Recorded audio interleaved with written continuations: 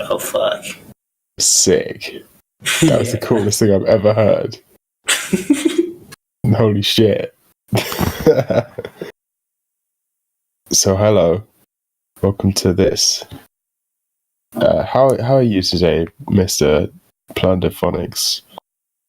I'm alright. I'm doing okay. I'm currently dying of AIDS and cancer. But yes. I am fine. The old AIDS cancer 1-2 punch. The classic. Yeah. The good old classic AIDS cancer duo synergy. Nice. So I kind of jumped into this without thinking about it. You kind of need topics to talk about. Yeah. So, what you been up to? You been doing anything? I've been mostly being in voice chats and doing school, which is what I usually waste my days doing. I'm currently in high school, so I'm currently in hell. School is pretty gay. It's pretty terrible. Yeah, but I would say my high school or my school experience is probably wasn't as bad as your school experience. It's kind of hard to make it as bad as my school experience. Yeah. Well, everyone says it's better in university. It doesn't. Yeah, I figured. When I was in middle school, people said, "Oh, it'll get better in high school." But what they didn't tell me is that my mental state will deteriorate fucking significantly the moment I get into high school. Yeah, they don't mention that. The neurotypicals, they don't understand us. Yeah. Because I'm diagnosed with both bipolar and general anxiety disorder. And the effects of those two things greatly showed when I went into high school. It also didn't help that I was making The End of Trash in the first semester of my freshman year. I still haven't fully watched The End of Trash. I got a little bit into it and didn't finish it. No one should finish it. That is an undertaking. No one should. It's quite a long video. It's quite long. It's just a little bit long. Yeah. They don't. Schools are literally prison camps for children. So there's that. Yeah. Is fucking. I mean, there is one thing about my school specifically, in that it has okay food there. Well, that makes it fine. That it's all good then. Yeah. That counteracts all the negatives. Yeah, because I can look forward to at least an okay meal every day. And I do have a group of somewhat friends. I sit with them and then we just screech about hentai. Or whatever. That's friendship. Yes. Right there. You've done it. Congrats. That is friendship. And then I introduce my spurgy bullshit, and they're somewhat hey, we're interested in this. Because it's not really about what I say, it's about how I say it. It's about the charisma I deliver. And if I'm charismatic about what I'm talking about and make it interesting, they'll be interested in it. Which I wish it was something that I learned when I was 13 and I was really into anime and the PCP. I was just getting into that and I had no one to talk to about it. I still have no one to talk to about it. Well, in real life. Mm.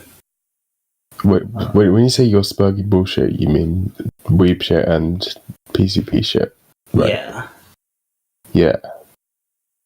But that's good that you have IRLs who would be willing to listen to you talk about that stuff. Yeah, because like, I don't know if they're like genuinely interested or just letting me talk, but either way. If they're willing to listen to you, then that's basically the same thing. One is indistinguishable from the other. That's true. And I just I just wish I like had the confidence to talk to about it with some, because like when I was 13, I would just sit in the back of the classroom and browse R9K on my phone. Ah, yes, a fellow RNK friend. Yes. A fellow robot. It's been a long time since I went on RNK. You know what? It's time to go there right now. 4chan or 8chan R9K? You know, I always found that 8chan on 9K was kind of terrible. I generally went on V9K on 8chan. Oh yeah, I remember that. I'd forgotten about V9K. Fun fact, 4chan and 8chan were mentioned today or yesterday in the British Parliament by name, 4chan and 8chan. Jesus. Very funny, very hilarious, great memes. That is funny. Okay, I'm on for R9K right now. Let's see what we got. Waifu General. Nice. Oh, this is interesting. This is an anti-poll post. That's rare. Actually, I guess it's less rare these days. Interesting. What else have we got here? Drugs. You know, back in my day, every time I tried to post about drugs on R9K, everyone called me a degenerate. Now, there's drug generals everywhere. What's going on with that?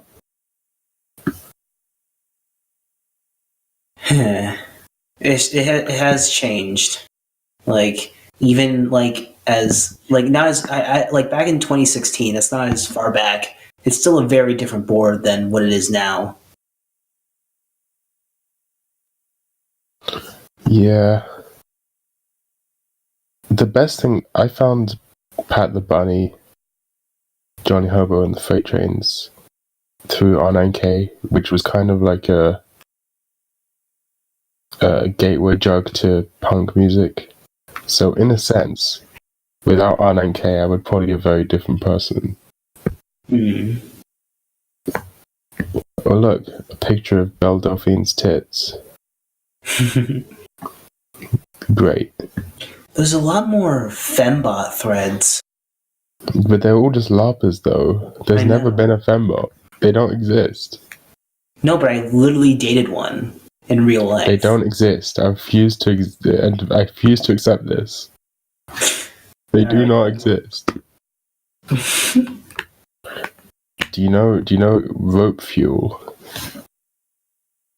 No. Do you know school shooter, aka negative XP? I think so, yeah. But basically, there's this fembot, femcel, who's obsessed with school shooter, and it's funny. She tweets a lot, like it's kind of ridiculous. Don't follow her on Twitter. I vaguely heard of her. That's probably the best. I think it should stay like that. She messaged me at one point. And we talked for like very briefly. That was weird. Okay, I have various Twitters. I have like 5 different Twitter accounts of various privacy. They're all like completely separate from each other. Yeah. What the fuck is going on here, man? R9K is not how I remember it. Alright, let me try the 8chan one. ch.net/R9K. The UK is probably going to ban 8chan at some point. and 4chan. Oh, an accelerationism thread by, I'm assuming, people who don't know what accelerationism is. Great. Oh, what a shit board. New school shooting / mass shooting thread. A classic. But, there was always a lot of Elliot Roger did nothing wrong threads and stuff like that. So,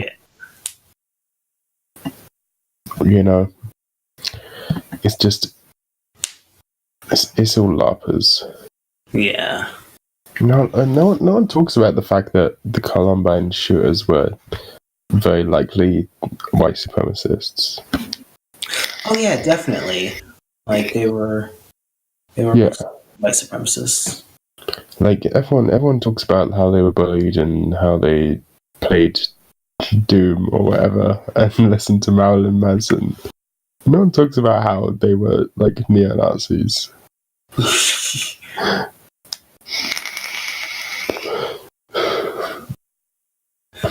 My ex-girlfriend was obsessed with... Actually, two of my ex-girlfriends were obsessed with Columbine.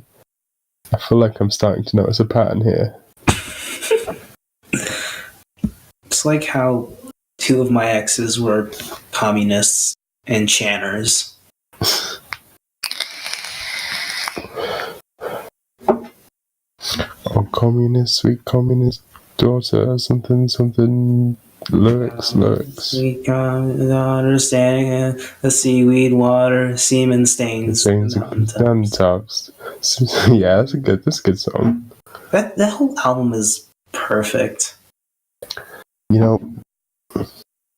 It's like the album's such a... It's the sort of thing that can only happen once, That album. It's not possible for another album to occupy the same space as In the Airplane Over the Sea. Yeah. It's this very specific feel that can never be replicated. The closest I've heard it being re-replicated is The Glow Part 2. I haven't heard that. What is that? The Glow Part 2 by The Microphones is also known as the album with the elephant on it. Is like a lo-fi indie album that is kind of like a more doomercore version of In the Airplane Over the Sea. I just added it to my albums playlist. I'll listen to it. Yeah, it's honestly really good. I've listened to it too much because I got really into it when I was 13, and for the past 2.5 years I've been playing it nonstop, and it's gotten really old and stale. But when you first listen to it, it's honestly a life-changing experience. I don't know, maybe you will be different. I'll listen to it later or tomorrow probably. I'm sure it's good. Let me see what Mr. Fantano gave it. He did a classic review. Oh, it's just classic out of 10. Yeah. Fuck her. You fucking teeth man. Fuck you. Fuck you. Teeth man. Everyone complains about him, oh man, you gave My Beautiful Dark Twisted Fantasy, what is it, a 6? Yeah. I mean, it is a 6, but... I'm more pissed off that he gave Blade a 1. Oh yeah, me too! No one talks about the fact that he gave fucking Blade a 1. Come on, mate. How can you miss the point so hard? How? It's not possible. My guy doesn't... It's so beautiful. It's so good. Oh, man. I'll never trust one of your reviews again, Mr. Bald Man. Yeah, Blade just has a wonderful voice, often backed by, really pretty, ethereal beats. It's supposed to, be this very cold, depressive feeling. It's very postmodern. Like, yeah. it's kind of... It was post-Vaporwave before Vaporwave was even, like, big enough to have a post. Yeah. He's been ahead of the curve for years, which is probably why he never caught traction.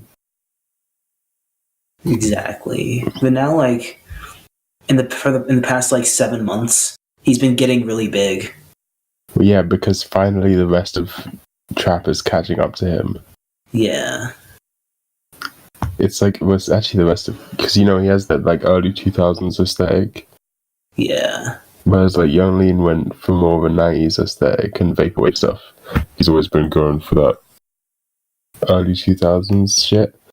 But most people didn't see that as aesthetic until, like, this year is when it's blowing up. Yeah. And it is honestly really aesthetic. I do have a big nostalgia for the early 2000s because it's a time that I wasn't conscious enough to live through. Agree. What a weird time. What a strange time period in human history. Yeah, because it was like right after 9/11. I mean, there's 9/11, but the I don't really care about 9/11. Like, fuck them,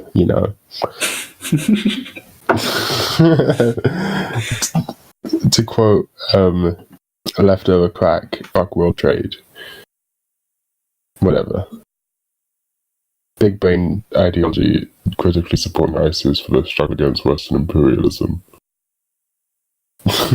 Anyway, that was a joke. It was a joke, guys. Anyway. the weird, like, futurism stuff going on in the 2000s. That was like, where did that come from? The millennium, like, this, all sorts of cultural impacts going on. It's crazy. Like, No Scrubs by TLC? Yeah. You ever, like, really look at the music video for that? Like, take a step back from the cultural impact and the fact that everyone loves the song and knows the song, and, like, just look at the music video for what it is. It's really fucking weird, hyperfuturism type shit. Like, hold on, let me get it up.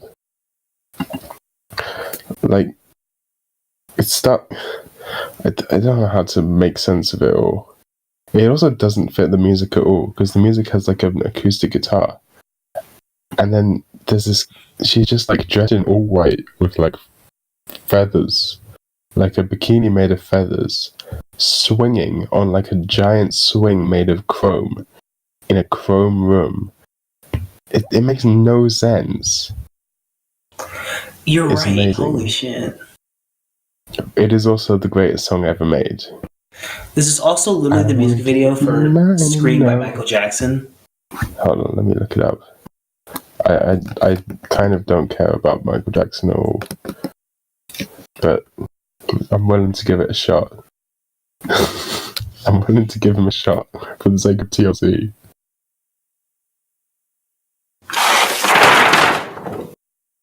Oh yeah, I see what you mean.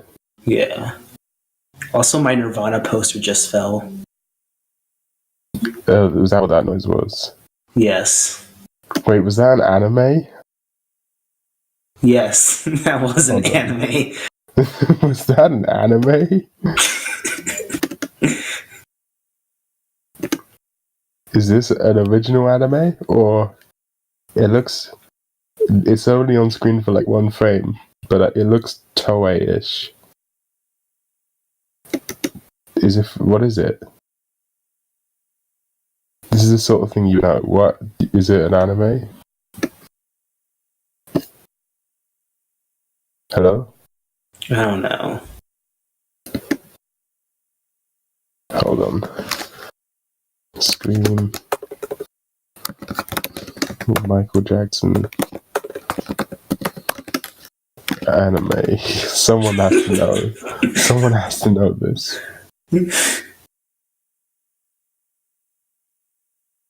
Anime News Network. Scream contains at least one clip of Akira and Babel 2. I've never heard of this. Yeah, Babel 2. Hold on a minute. This is a very specific reference. There must be a reason.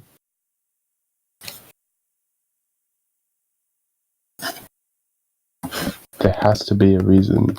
We're going to uncover some sort of deep Michael Jackson lore right now.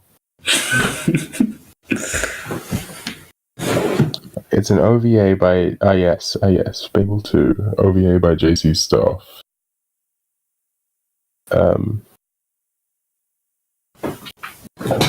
Directed by Yoshihisa Matsumoto. Interesting. Alright, that's weird. That's a very specific reference. I mean, Akira makes sense. Yeah. This guy worked on... What else did this guy direct? He worked on Strawberry Panic. Oh, okay. What do you think of Strawberry Panic? I've watched a couple episodes years ago. I don't remember what it's like. It's kind of bad, if I'm honest. Like it's supposed to be the Yuri anime, like the definitive Yuri anime, right? Yeah. But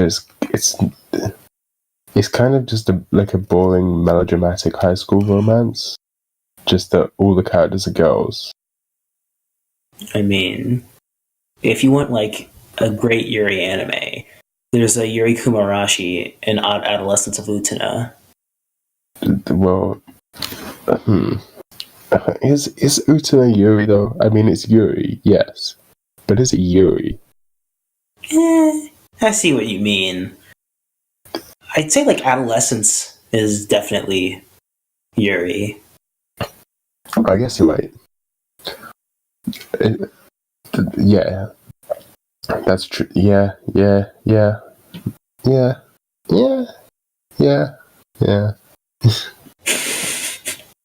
The question is Hidamari sketch Yuri?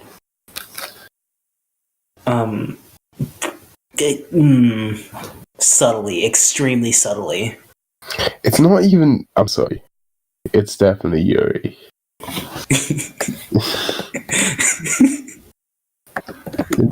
It's that, like, I don't know about like the main characters. I don't know the fucking names of the characters from Hidamari sketch. I can't remember that many Japanese people.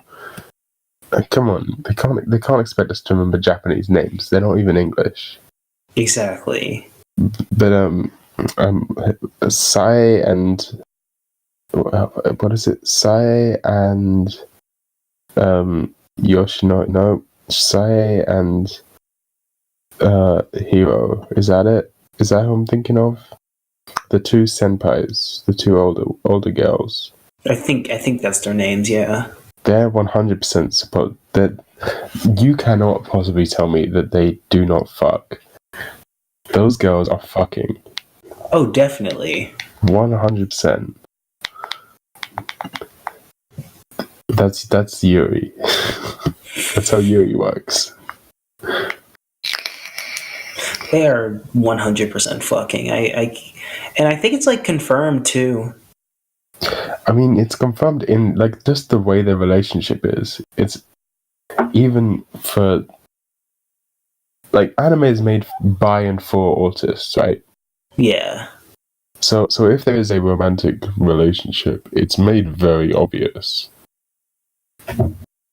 It's clear. It's clear. Man, Hidamari sketch is so good. Yeah, I mean, yeah, it's the comfiest show of all time. I remember, Yes. I was like half awake, in like 2017, I think, and I was just like watching Hidamari sketch, half asleep, and it was like the most ethereal, dreamlike experience I've ever had. Have you watched Beyond the first? Did you watch Beyond the first season? Yeah, I did. I've seen the first 3 seasons. Because in my opinion, the first season's actually the weakest. Well, maybe not the weakest, but I definitely think it's very different. It's almost like a completely different show after the first season in terms of budget and animation quality and stuff. Like the first season is barely animated, and it's clear that the directing techniques are cost-cutting measures. But after that, when it became a smash hit, they seem to have gotten a lot more time and money to spend on making it look good. Yeah, but like, I kind of like how season 1 looks. Like, season 2 is probably my favorite. Yeah, same. But yeah, season 1 has a certain charm to it. I agree. It definitely has the Shinbo aesthetic in the best way.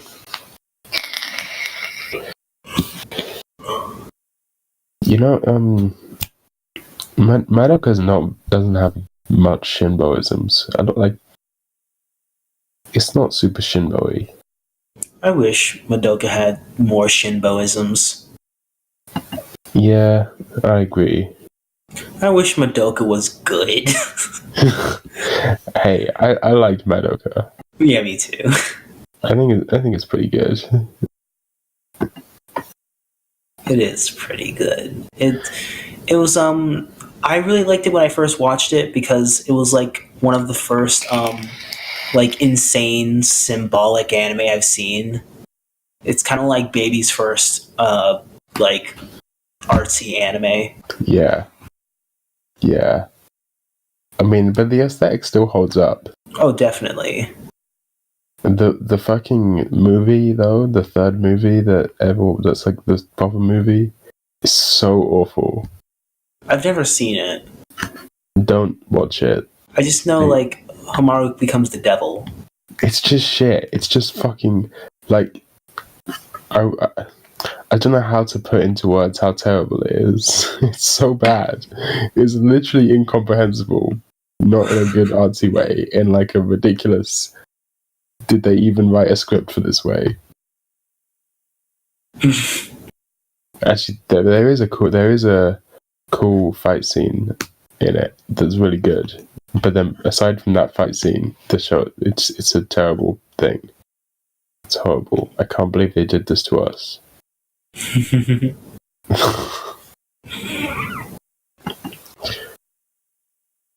It's got a fucking 8.46 on Mao. How are people so retarded?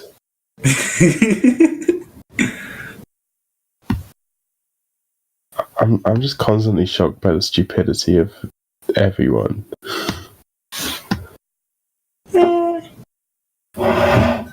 Everyone.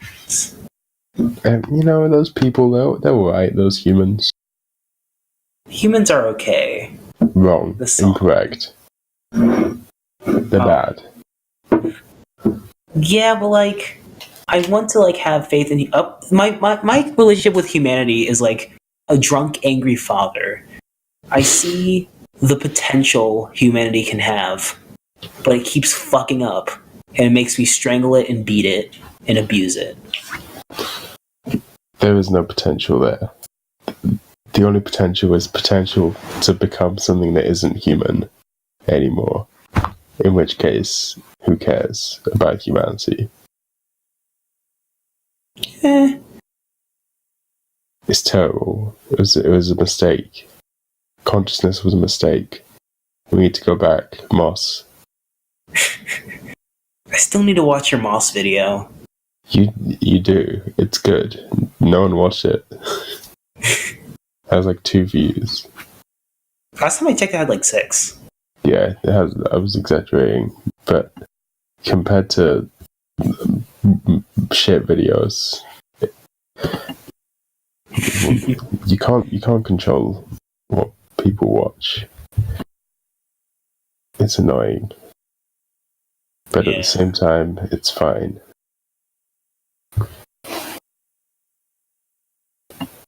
Moss. I just got some. I just got some new moss, actually, in fact. Nice. It's sitting on my windowsill. I'm going to do a moss tour. That's going to be my next video.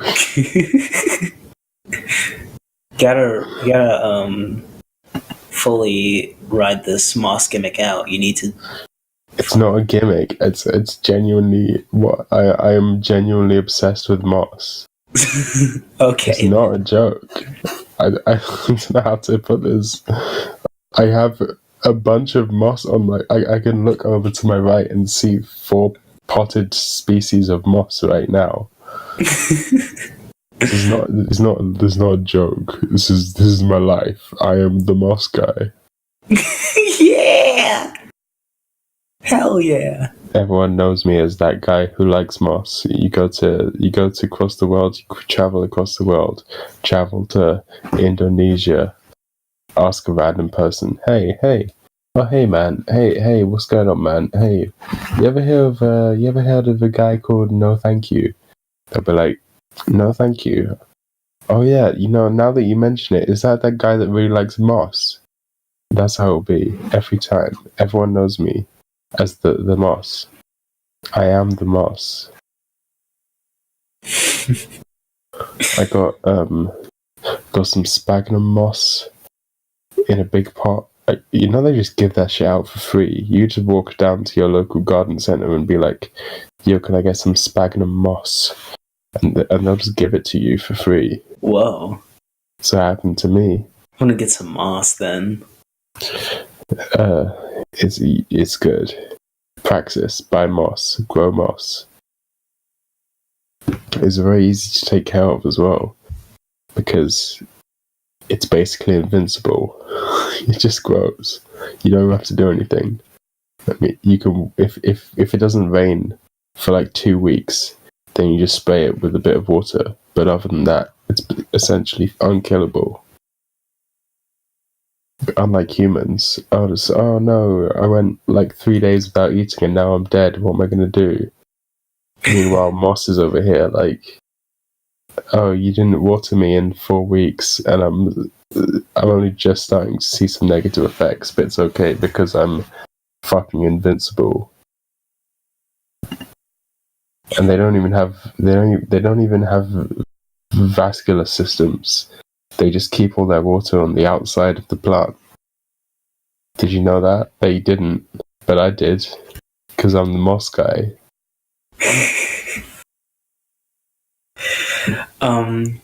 Hell yeah, dude. Moss. It's actually very cool. The reason moss looks like the way it does is because it's non-vascular. So instead of having a vascular system like most plants, it just has a really high like a lot of surface area, and then the water just sort of clings to the surface area due to surface tension, and it just uses that. It's sick. I'm telling you, man, moss. Moss? We need to become moss. Moss is the next step of evolution.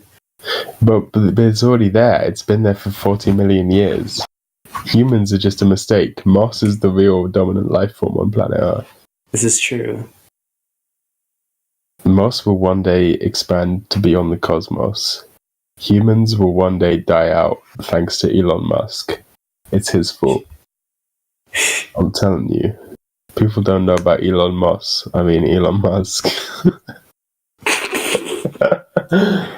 There we go. It's infecting my brain thoughts. Elon Musk killed all of us because he was like, hey, Grimes, can you please jack me off? I'm lonely. And then Grimes was like, okay. And then she did it. And then Elon Musk was like, fool, now you've figured the fucking human killing machine. Now I'm going to kill all humans because I hate all of them. And then Grimes was like, oh no, time to make an album about this. That's exactly what happened. Yeah. Down to the minutia. Yeah. And then now Grimes is coming out with a new album called How My Boyfriend Killed All of Humans. Grimes is coming out with a new album called Elon Musk's Dick. Elon Musk's dick featuring Young Thug. You know what? I'd listen to that. Me too. I would I would listen to a collaboration album between Grimes and Young Thug. Yes, I would 100% listen to that. That is the best thing I can possibly think of, actually. I can't... Trying to think. Nope, can't think of anything that could possibly be better than that. Grimes, Young Thug, collaboration, Elon Musk, penis, death grips. It's all happening. It's all happening on Mars. Yeah. In Fortnite on Mars. Niggas on the moon, more like fellas on Mars. More like white South African colonialists on Mars. That's right. We're getting into colonialist thing.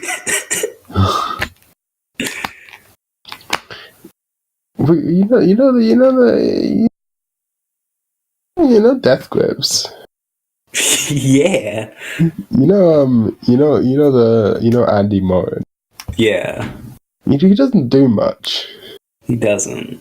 You ever see that video of them performing at Paradiso Amsterdam? Yeah. I know about music. I know about how live performance with electronic instruments works. Mm. And I can very simply tell that Andy Morin is not doing anything. He just stands behind his piano, not doing anything. He's just dancing occasionally. He sometimes triggers some samples, but he's essentially miming the entire show. This isn't a joke. He really doesn't do anything. Yeah, I figured. Why? Why be there? Just don't be there.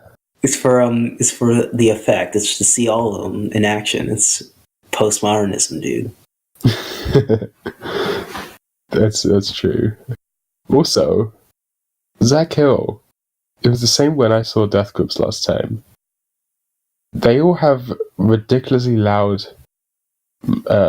monitors right next to their ears, especially Zach Hill, who has a speaker literally directly next to his ear, assumedly playing very loud MC Ride in it. Like, that's how you get tinnitus, man. Yeah. What's he doing? In fact, he doesn't hear. He's deaf. It's genuinely true. He is actually, in an interview, he said that he's like, before Death Grips, he was talking about how he's like, has really bad hearing problems because of all the loud drumming music he does. That's not how you get it better. You don't sit next to a speaker playing that loud. What are they doing? I don't know, but like, have you noticed that in Death Grips recently that MC Ride is getting older and older? His lungs are getting weaker and weaker, and he can't do what he used to do anymore. Well, I don't know if that's entirely true. Because, like, he's still very active on stage and stuff. True. I feel like they kind of have some... I don't know. Like, touring is hard for anybody. He's like 40 now. But then again, look at Iggy Pop. Yeah, like, true. How old is that guy? And he's still doing ridiculous live shows every single time. Like, still some of the most energetic performances you can find in any genre, anywhere. And he's like 60 or something. I think he's way older than that. Yeah, he probably is older, like way older than that. I don't know how. Like, it's insane. So, come on, Stefan. You got no excuse. How old is he? Let me look this up. He's 40. Or he's either 40 or 41. Oh, Iggy Pop is 71. Oh, you're talking about Iggy Pop. Yeah. Well, there you go. You've seen, he's still just like insanely active. What's going on with that guy? Probably drugs. Probably drugs is what's going on with that guy. You seen you listen to MC Ride's music before Death Grips? Yeah, Mixelplix and Fire. Fire are like pretty good. They have a very specific aesthetic. Yeah, they're like proto cloud rap. Yeah, that's a good way of putting it. They're exactly that. Like Fire, along with Clouded and Dialect. Yeah. Dialect is more proto industrial hip hop. I don't even know if he's proto. He just sort of is. Yeah. There's a bunch of really cool experimental hip hop acts that have just been forgotten for time. Like the Anti-Pop Consortium, they're fucking sick. No one talks about them ever. I don't think I've heard of them. That's what I'm saying. No one ever talks about them. They're like basically unknown, but they're fucking amazing experiment. Like I would compare them more to Clipping than Death Grips. Like they have a song called Ping Pong, where the entire beat is just a recorded ping pong match. It's so sick. Holy shit.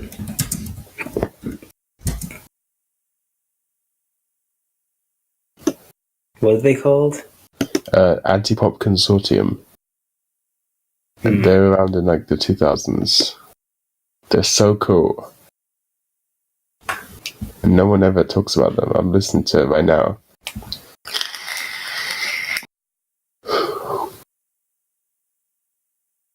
Hell yeah.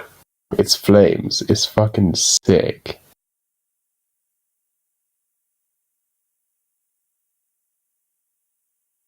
Yeah, this is sick. Yeah.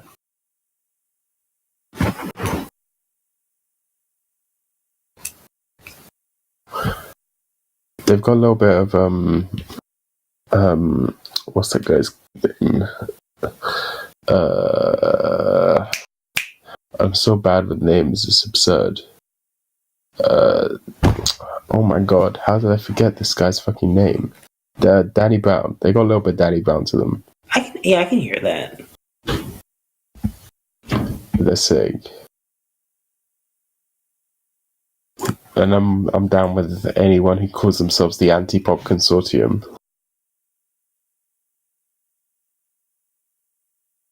You know? Yeah.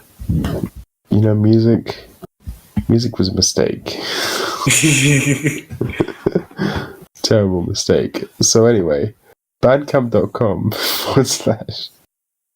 / no thank you.bandcamp.com.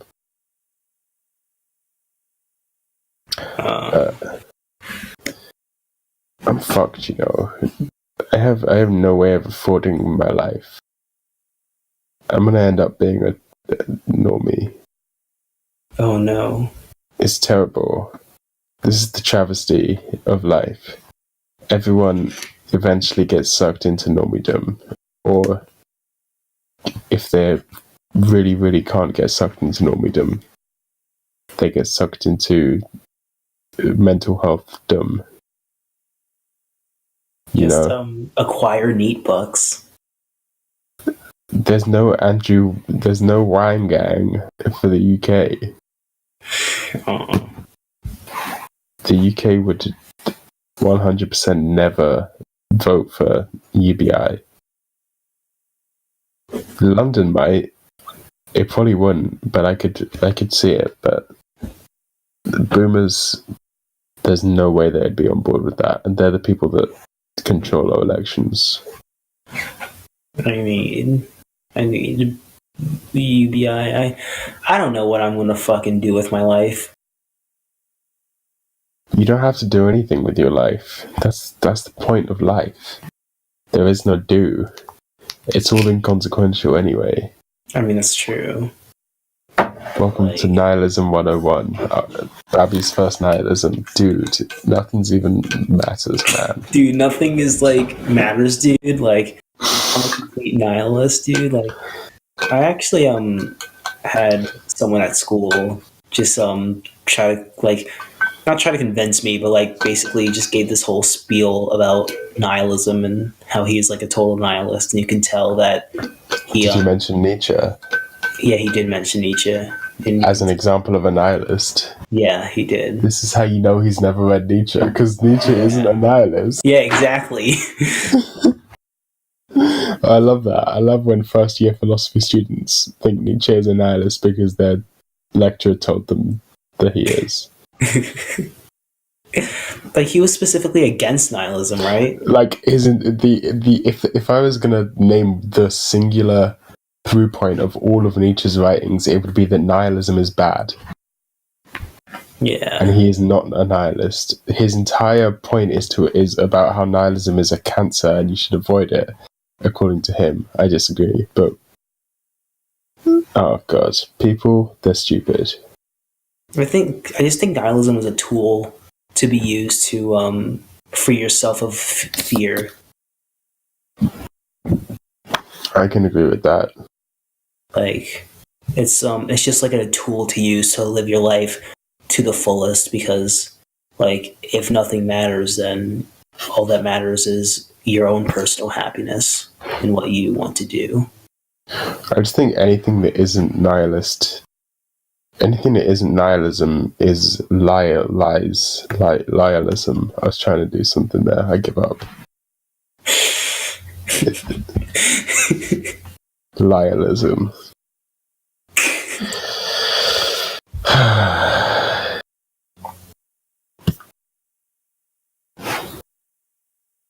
Go read Thomas Ligotti. Everyone needs to read Thomas Ligotti.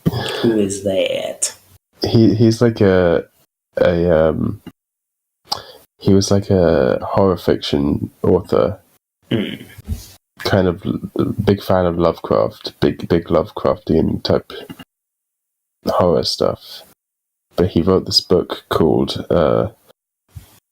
you know how Lovecraft is like, they're fiction books, but they're kind of also philosophy books. Yeah. He's kind of like that.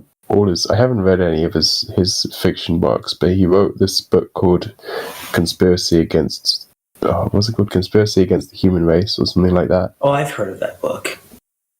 Yeah, I talk about it in the Moss video, because I'm rereading it right now. It's real good, but it'll knock those spooks right out of your brain. There will be no spooks left of life affirmation. It's all about how consciousness was a terrible mistake and a curse, and that's not his idea. It's actually a through point in basically all of human culture and philosophy and history around the world, from Zen Buddhism to the ancient Greek philosophers. They all share a similar principle, but they've been trying to dance around the main point, which is that it's actually not okay to be alive. I'm sure many suicides have been committed in the name of this book, but he never actually tells people to commit suicide. He's mostly just an anti-natalist. Also, he's still alive, and he has an email address, and sometimes he responds to emails, which is funny.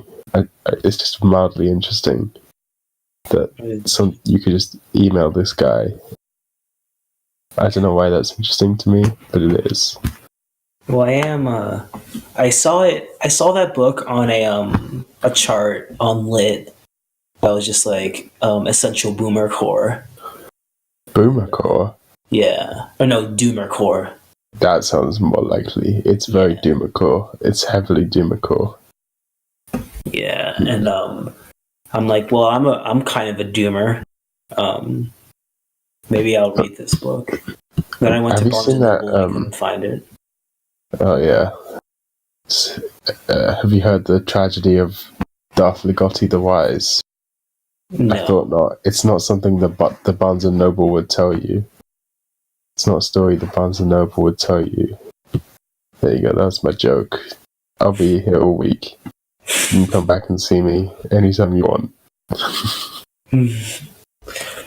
This anime girl I posted, is this you? You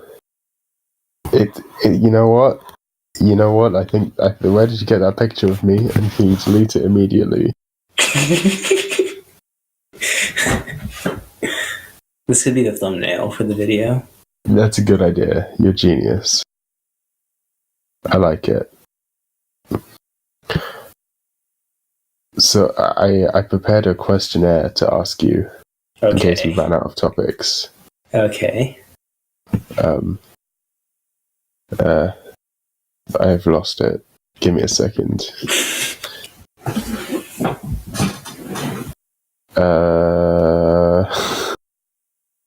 When I say I prepared a questionnaire, I mean Marcel Proust prepared a questionnaire like 100 years ago. What is your idea of perfect happiness? My idea of perfect happiness is doing... Okay, I have two answers to this. Well, I'm still alive and I can get close to it. Is just doing what I want whenever I want to, like as a job, like doing art, the art I want to, and have just people pay me for it, and also be in a very fulfilling relationship. But since that won't bring me absolute happiness, because ultimate happiness is kind of a death. I think that's closer to fulfillment than happiness, which is arguably better. So you're already better than this questionnaire. Well done. I have an idea which will add to this podcast, which is that I'm just going to go to the toilet, but we're not going to cut this out. So it's just going to be silence for like a minute while I go to the toilet. Unless you want to be entertaining, which is, either way is fine. But I'll be right back. Okay. See, Cinnamon Toast Crunch is the best cereal. It is. It tastes the best. It's the best. It's not the best for you by any means, but who cares about that? Just eat. So I have a big box, giants of Cinnamon Toast Crunch right beside me. It's really good.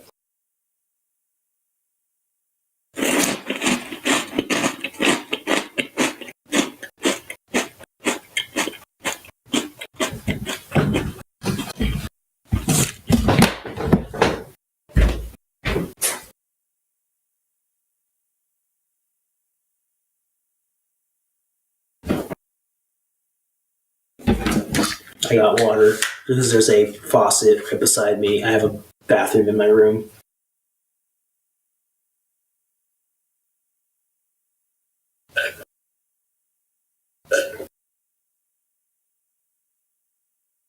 I just chugged the water.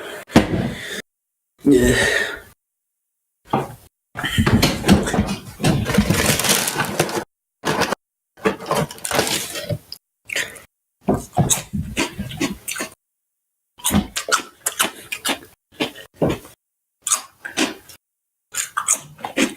Maybe more Cinnamon Toast Crunch.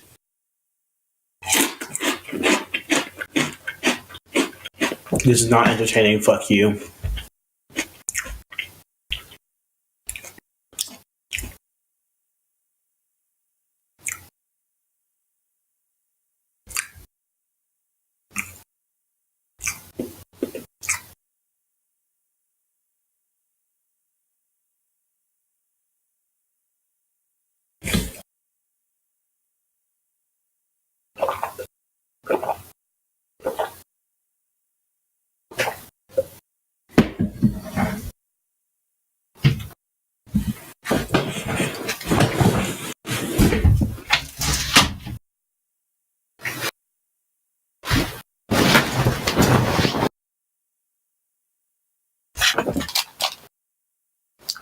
Did you decide to be entertaining?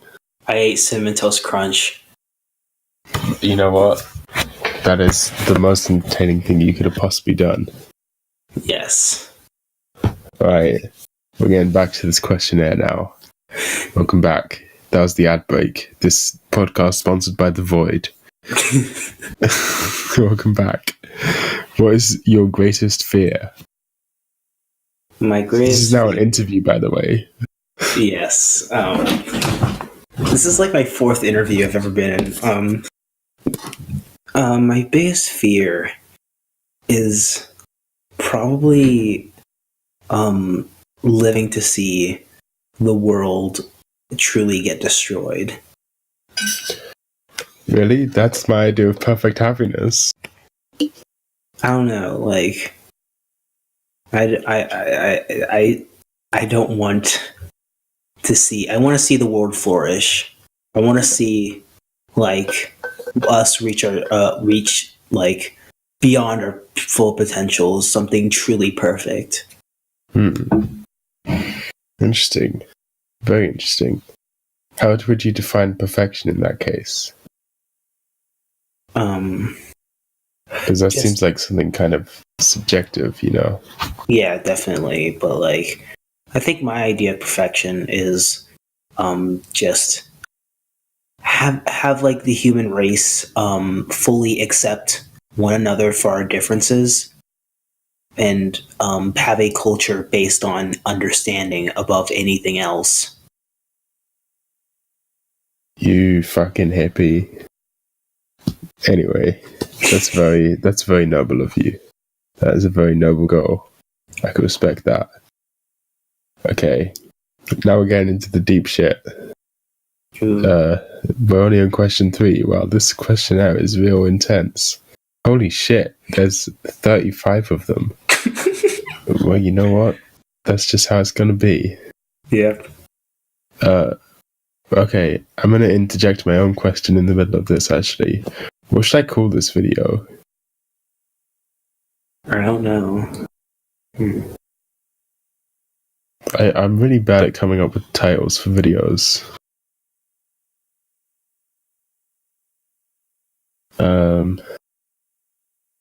This podcast sponsored by The Void. Okay, that's what it's going to be. Yeah. Okay, what is the trait that you most deplore in yourself? I told you we were getting deep. Which trait do I most deplore in myself? Probably charisma. I try to be... Deplore? Wait, what do you mean by that? Does deplore that means like hate, right? Like despise. Oh, okay. Fuck, I did not know that. The trait I hate most of myself. Strong condemnation. The trait I hate most within myself is probably my cowardice. I am very scared of. I'm non-confrontational. I often end friendships abruptly. I often run away from certain things that will give me slight discomfort, but will ultimately better myself, because I'm just afraid of what people might think, what people might say. My cowardice has always bothered me, and has always been the thing that has most held me back. That, and also my laziness and poor mental health. I can relate to that. Yeah, most people don't see me as lazy, but my mental health often keeps me from working hard, and it keeps me from truly reaching my potential, which I really want to reach. But, you know, medication, mental hospitals. Yeah, indeed. Oh, that was deep. That was some good shit. That was some good content. Yeah. I'm glad I made your suffering into content. It's all going well. Too. This is all going successfully. Okay, question number 4. By the way, this is supposed to, in answering these questions, an individual reviews his or her true nature. So, there you go. What is the trait you most deplore in others? Honestly, everything that I deplore in myself, I kind of deplore in others. I don't like, and also dishonesty. When people are dishonest and not genuine, it really bothers me. I'll often end a friendship based on someone's dishonesty and inauthenticity. Yeah, That's a good thing to hate. Liars, they ain't good. Yeah. Alright, now some fun ones. Which living person do you most admire? This is an interesting one. I'm interested about this. Which living person do I most admire? In a purely artistic sense, probably Endless Jess. That's what I kind of predicted you were going to say. Yeah, because like as a person, probably not. But Yeah. Artistically, he has the work ethic that I desperately want. He has made the type of content that I desperately want to make. He has just truly is like this genius, this artistic genius who like perfectly took the medium he's in and used it to his full advantage. That's a good answer. Any others? Is there any other honorable mentions that you admire a lot? Other honorable mentions, I guess, also Hideaki Anno. Yeah. For much of the same reasons. Yeah. I can agree with that. Okay, I'm not even sure what this question means. Really, what is your greatest extravagance? My greatest extravagance. That was a perfect imitation of a Minecraft villager, by the way. Well done on that one. Thank you. Good job with that one. Good job with that. I am a Minecraft villager.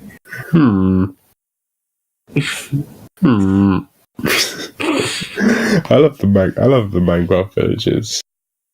They're the real oppressed race. They are. But yeah, my greatest extravagance is probably my ambition. Because I want to do many things. I strive to do as much as I can. I've in some ways achieved some of them, my biggest ambitions. Yeah. You know what? Achieving ambitions, I think, is unequivocally a good thing. So, keep on doing that. What is your current state of mind? My current state of mind. These questions are a little overly vague, you know. Yeah, they are. This one, my best to. Yeah. Hey, don't blame me. Blame Marcel Proust, French novelist. Okay, I will blame him. Please do. Please blame him with all your might. But yeah. Fucking Proust. My current state of mind is one that is very depressive, very all or nothing. One that I really want to either achieve what I want to achieve or like end it all. Like I'm a very all or nothing person, as well as a very pessimistic person.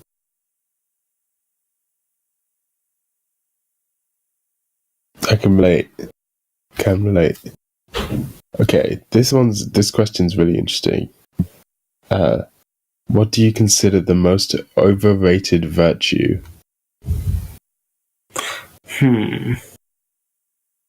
Like virtue and like how?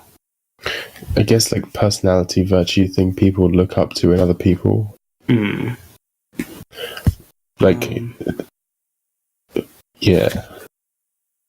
The most overrated virtue is probably like something akin to purity or tradition. Like any like fake shitty concept like that doesn't exist.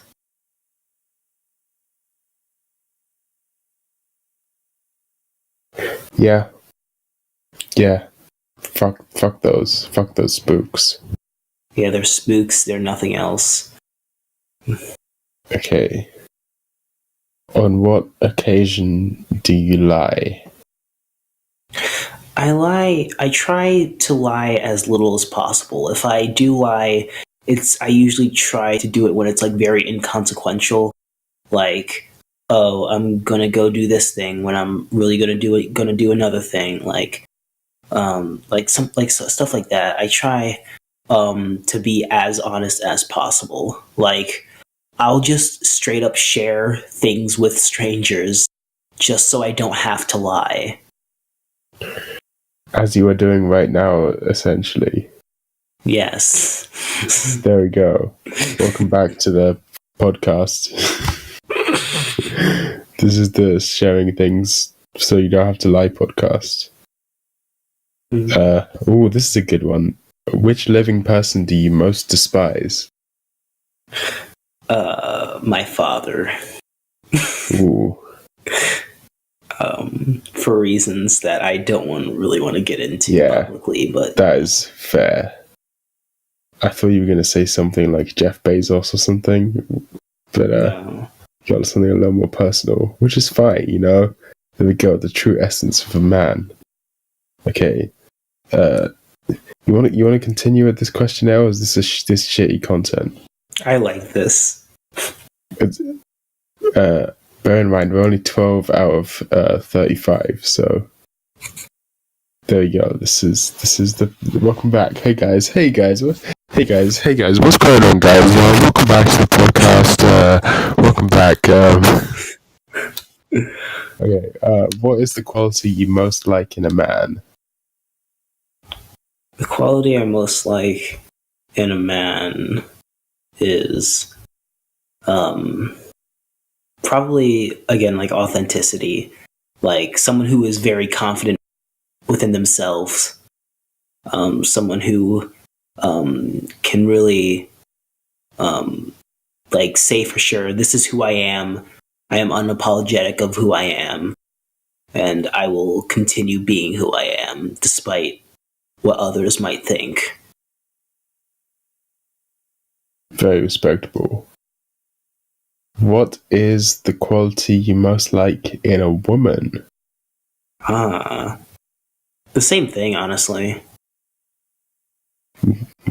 Good sexism bullet dodge there.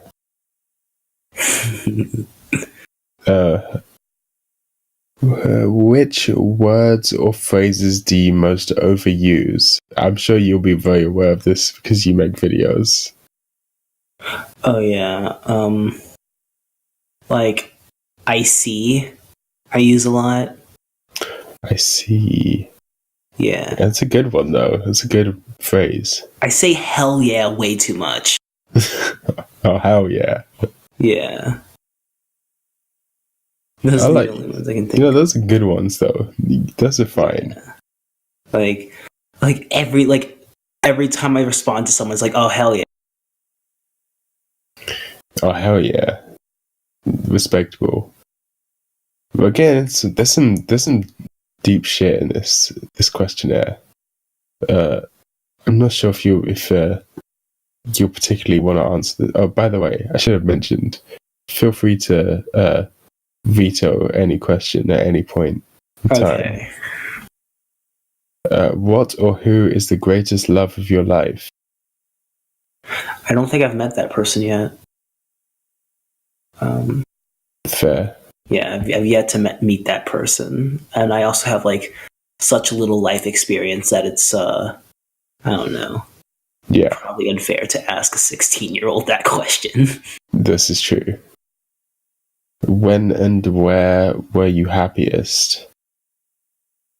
I was probably happiest when I was first meeting internet friends, and I was first like meeting people who were like me, and who I could relate to, because I never had that before. Interesting. I'm taking note of this.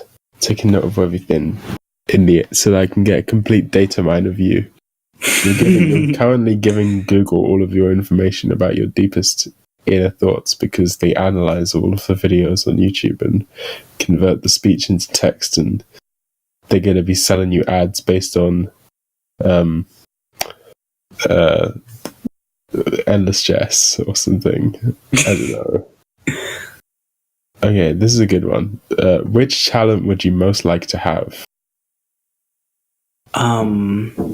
I wish, like, for talent I don't already have, I wish I could speak a lot better. I wish I could just fully convey my thoughts and be completely clear. And I wish I could improve my drawing skills. I wish I could improve that drastically. You know, art is hard. Drawing is difficult. Yes. But, you know, I'm sure if you practice, you can get better.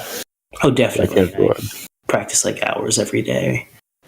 Well, you're well on your way. You're well on your way to being a cool guy. Also, your drawings are already good, so... Thank you. What do you consider your greatest achievement? The end of Trash. Oh, I skipped one. Oh, that's cool. It doesn't have to be in order. Yeah. The end of Trash. Yeah. It's the hardest I've ever worked on anything. Yeah, I'd imagine that was a lot of hard work. That's a good choice. If you could change one thing about yourself, what would it be? I would change my anger. I would eradicate myself of my anger. I would also, alternatively, I would also I would eradicate myself of my mental illness. That would be quite nice. Yeah. Yeah. If I could do that, I would do that. Would I do that? I don't know. So, good thing I'm not answering these questions. If you were to die and come back as a person or a thing, what would it be? If I were to die and come back as I would come back as a person who is probably a little less fortunate, so I can just know what it's like to really struggle, like more so than I already am struggling. Maybe that's a self-hatred thing. Maybe that's like a curiosity thing. I'm not really sure. That's very interesting. That's not an answer I would have expected to that question. The Dalai Lama over here. Where would you most like to live? Oh, that's easy. Seattle, because it's rainy and it's like it's rainy. It's a rainy city, so it's like pretty cyberpunk-ish. As someone who lives in a rainy city, it's not that cyberpunk. It's just annoying. But I like rain and I like cities a lot. So maybe I'll get tired of it. But I would also like to live on a really cloudy and rainy rural area. Kind of like Haibane Renmei. Like Renmei. I would like to live there. If I could live in Haibane Renmei land, that's goals right there. Yeah. I remember watching Haibane Renmei, and it was on election day in 2016. How was that then?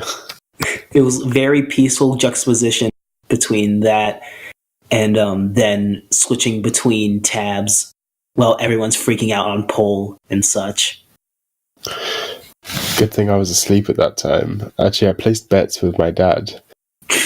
I said Hillary was going to win. I feel I didn't have faith. I said it would be funny if Trump won, but I don't think they would let it happen. Turns out they let it happen. I remember my mom like came to my room and I was like, "Hey, Trump won," and then she was just like, "Shut up," went to sleep.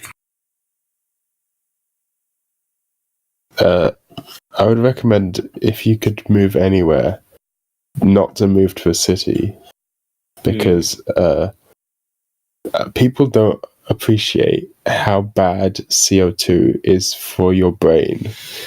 Like, saying CO2 gives you cancer and lung problems and heart disease is a very abstract thing. Like, okay, maybe I died 1 year earlier or whatever, but it actually, the IQs of people living in cities are lower than the IQs of people who don't live in cities.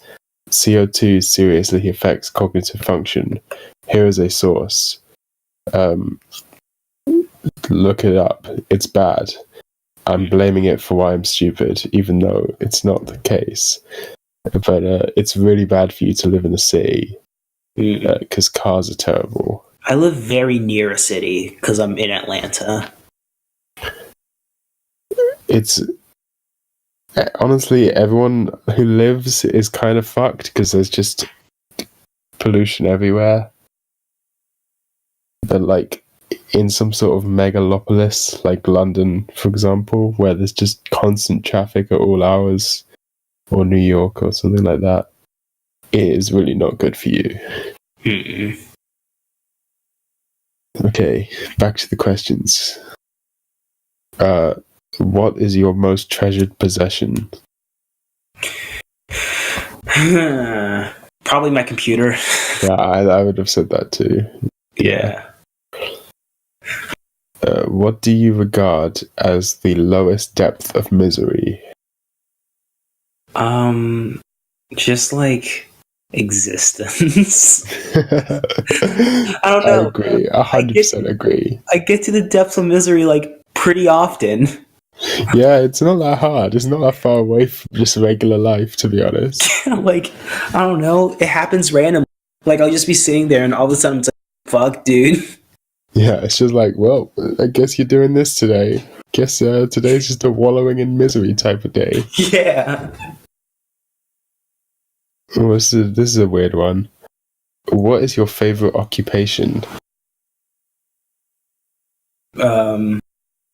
Artist. That's a cop out. That's a cop out, mate. Okay. You know what? I'll allow it. Okay. My second choice would be I'm a therapist, honestly. Like, why'd you say that? Because like a good therapist, a really good therapist who cares about their job, just wants to see people get better. They just want to see people like rise up from their mental depths and achieve what they want to achieve. And I think that's a beautiful thing. Very aspirational and life affirming of you.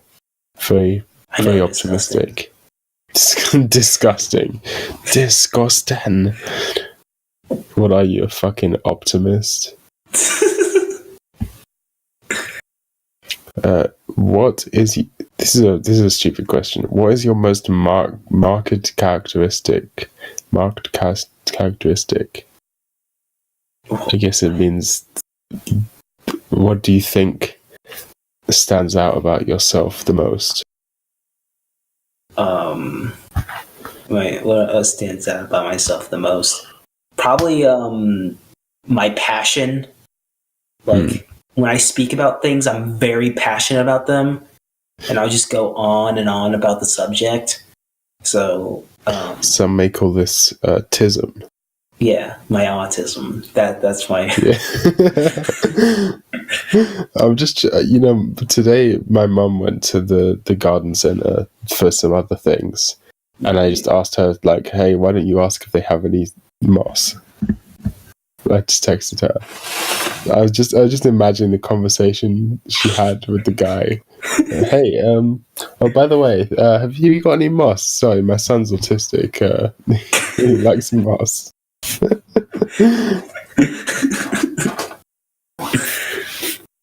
Turns out they had loads of moss. Anyway, that's another thing. We're getting there. What do you most value in your friends?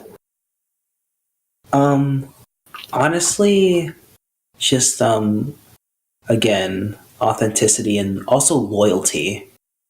Yeah, I feel like this question's kind of been asked already with what do you value most in what's the quality you most like in a man and a woman?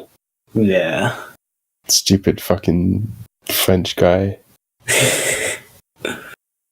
Oh, this is a good one. Who are your favorite writers? Who are my favorite writers? A real answer would be I really like the writing style of James Joyce. I like how descriptive and postmodern he is. I'm also a fan of Albert Camus because I'm edgy. There's also, I guess, Digibro as a meme answer. That's a good meme answer. He's not even a good writer. Who is your hero of fiction? My hero of fiction. I guess that would be Kamina from Gurren Lagann, because he inspired me when I was 12 to keep going, and I guess Simone to an even bigger extent, by the end of the show, inspired me. Isn't his name just Simon? Who cares? The same thing. Some people call him Simone, some people call him Simon, but they're just the same name. Yeah, that's true. Yeah, he inspired me to be my own person and persist even when everything gets me down. But now I'm haha, time to lay in bed for 5 days straight. Yeah. I mean, Gurren Lagann is definitely bloomer core. Yeah. Except for the fact that it turns into... I don't know, man. It's a good show. It is great. Which historical figure do you most identify with? Vladimir Nabokov.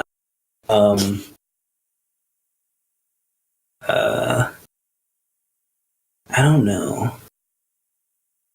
Probably, yeah, fuck historical figures. Yeah, I can't think of any. Come on, Proust, what are you doing? What are you doing? We're almost to the end. Who are your heroes in real life? Heroes in real life. Well, there's Hideaki Anno. There's I guess, yeah, Hideaki Anno is the closest thing to a hero for me. Yeah, that's respectable. He's a pretty cool guy. I don't know how he'd react to being called a hero, though. He probably wouldn't like it. Yeah, he probably wouldn't like it at all. Oh, this is a weird one. What are your favorite names? Favorite names? Gina is definitely one. I really like the name Sarah as well. Interesting. Very soft and comfy names. Sarah. I never really thought about Sarah as a soft and comfy name, but now that you mention it, it kind of is. Yeah. It's very, very rounded edges. What is it that you most dislike?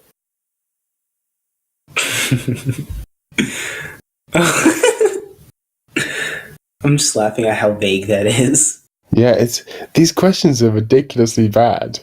This is supposed to be a really infamous, apparently this is what people base and this is the basis of modern interviews, is this questionnaire, like dissecting what the meanings of this questionnaire is and rephrasing them. Like, this is stupid. This is so stupid. The thing I dislike the most is probably hatred of humans. Like the hatred people have towards each other. I think is like the true thing holding us back. Again, I'm a doomer who wants to be a bloomer. Ah, yes, the classic. Doomer zoomer to bloomer tuna. Oh, for tuna. I'm trying here. What is your greatest regret? You can't just jump from what are your favorite names to what is your greatest regret in the space of 2 questions. Come on. It gets worse. Okay, my greatest regret is probably allowing myself to like working as hard as I did and just not like allowing myself to live the life that I have, like with the free time I have, like while I was young. Like I'm constantly like, man, I'm already 16 and I haven't like done most of the things teenagers do. Like Teenagers don't do anything. I know they don't do anything actually, but like, I don't know. I don't really play video games. I don't really do anything except hang around on Discord and make art. And that is better than playing video games. What are you talking about? True. You idiot. Anyway, unless you have another answer to that question. I don't know. Like, I also think like regrets just kind of hold you back because you can't really change the past, and you might as well just like focus on making your future and your present, most importantly your present, as enjoyable as possible. Yeah, I agree. Okay, well, now that we've gotten that dark, depressing question out of the way, now on to something a little more lighthearted. How would you like to die? Suicide. Easy. Yeah. I want to be in control of my own death. I'm glad you can appreciate this, because that is... I feel like that's the sort of thing that you get it or you don't get it. Yeah. I agree with that, by the way. And finally, the last question. What is your motto?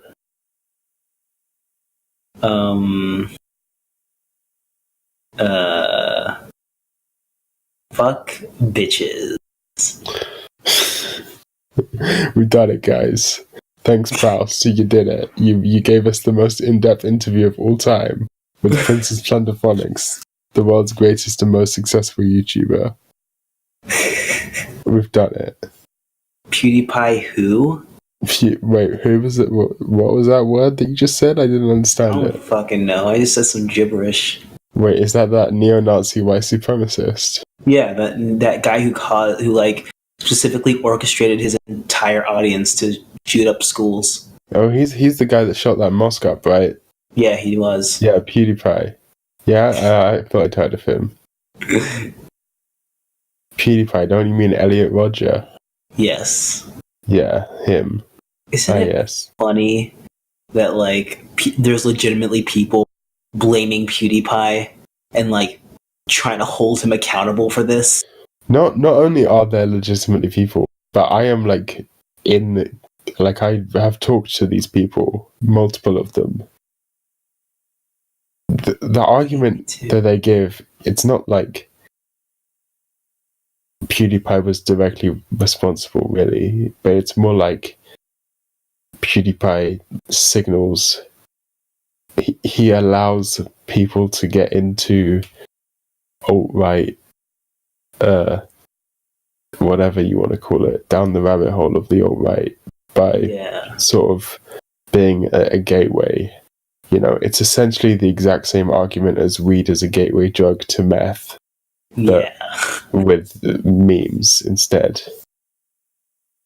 It's stupid. It's a stupid argument.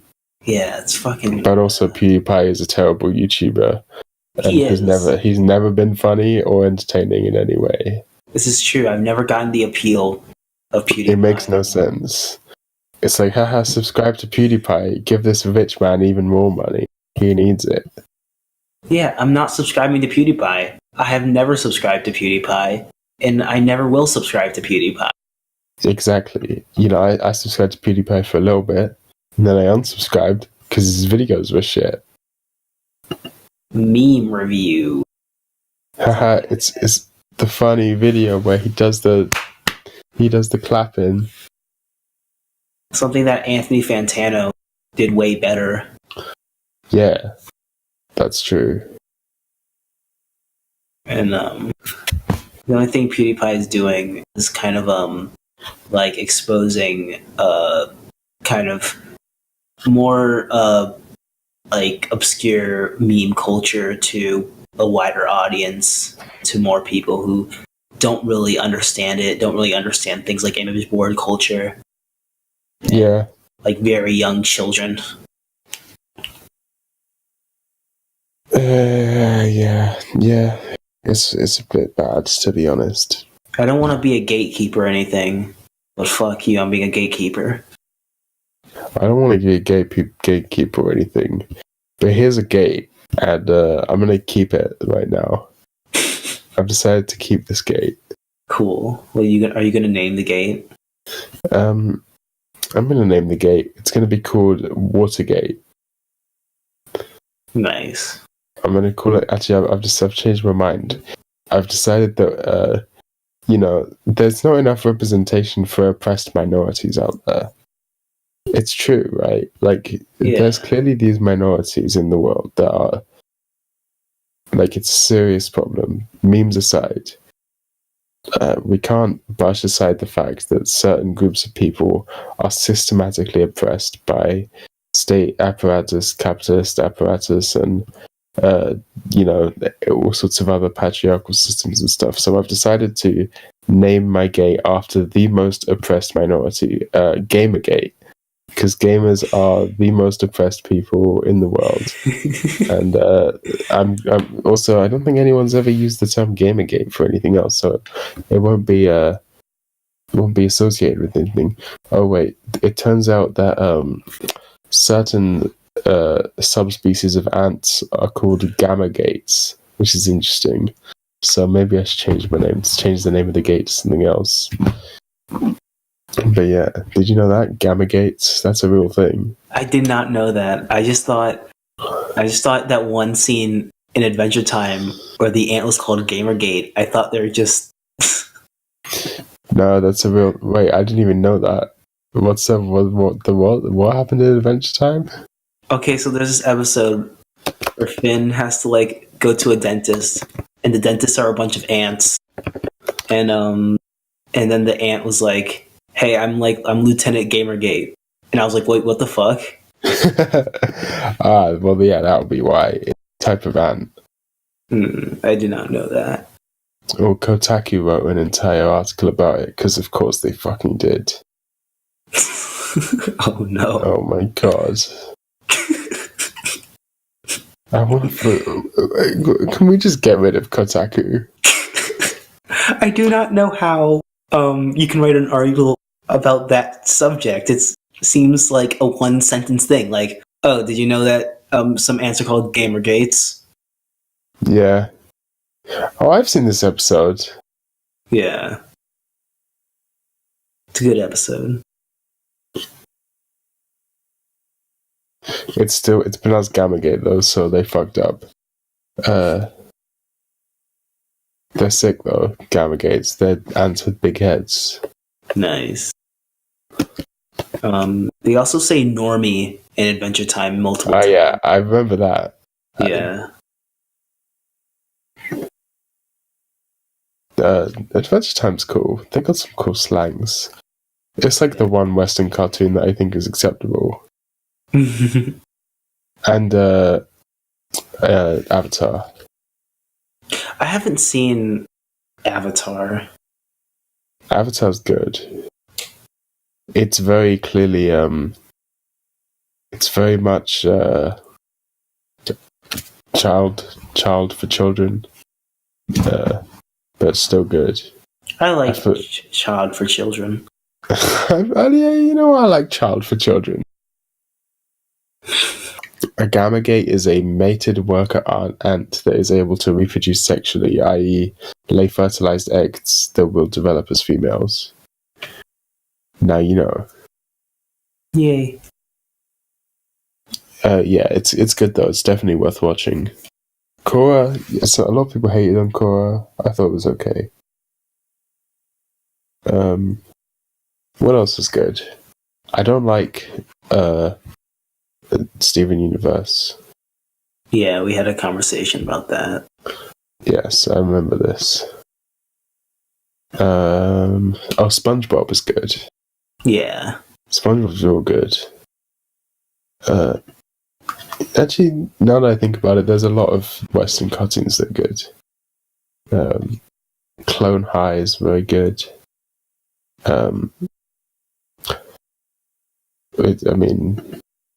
South Park isn't very good. But a lot of people like it. I think it's alright. It's like the earlier seasons are great, I think. Sometimes South Park is the best thing ever made, but like it's like a 70-40 ratio of shit to good. Yeah, can't really disagree with you there. Like when it's good, it's really good. Yeah, but like it's not. There's a lot more shit than people like to admit. What else is some good Western cartoons? Oh, early Simpsons and Futurama are both really good. Of course. There's also Regular Show. I haven't watched much Regular Show, to be honest. You should, because it's like it's basically a stoner comedy, but for children. I mean, children and stoners are essentially the same people. Yeah. They're the same people. They're the same people. What else is good? You seem like the sort of person that knows these things. Gravity Falls. Oh, Gravity Falls is good. Gravity Falls is probably like my third favorite cartoon behind Steven Universe and Adventure Time. It's so fucking wholesome at the end, and it's like one of the few times where a show's plot alone could get me invested. It's actually a children's show where the plot is the main focus and the plot is good, which never happens. Because like I usually don't like plot. I'm usually like I want strictly character-driven things. Honestly, the characters aren't that great, but the plot is really great. I mean, the characters are actually pretty good. I like the characters. And that redheaded girl, Wendy. Yeah, Wendy. Wendy is. When I was watching it back in the day, what year was it airing? This is why Google exists. 2012, I believe. Ah, yes. Well, back in 2012, Wendy was my shit. I'm pretty sure. Yeah, 2012. It was like every Gen Z kid's first, oh no, my pee-pee is hard. What do I do now? The people who Mabel was that for are now on Twitter talking about how the EU are literally fascists for trying to ban lolly. No, my first ever waifu was back when Princess Bubblegum like had that age downgrade. Oh yeah. And that was like, and then when she had to turn back, I got really mad. I can definitely relate to that. Back when it first aired. My first waifu was the goth girl from Danny Phantom. That's I don't even remember her name. Good choice. I'm sure I'll find it. You know, Danny Phantom was like almost a really good show. Like, there's actually an overarching plot which only sort of happens towards the end of it, but because it never aired in order, no one really cared. Like, there's like a big final showdown in fucking Antarctica, and it has like a crazy Michael Bay shot where it's crazy, man. It's crazy. No, maybe I should become really into Danny Phantom lore. Yeah, maybe.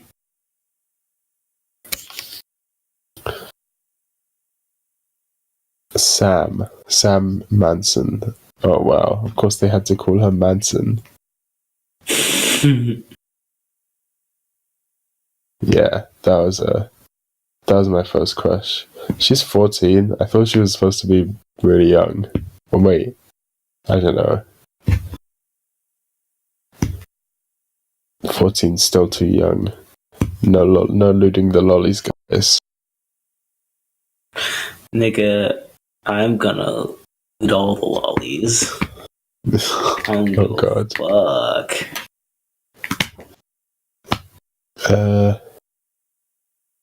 What else was there? What else good cartoons are there? There's got to be more than 3.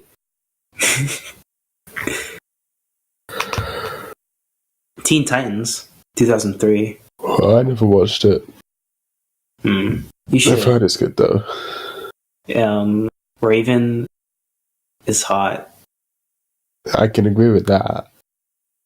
It's good character design. Yeah.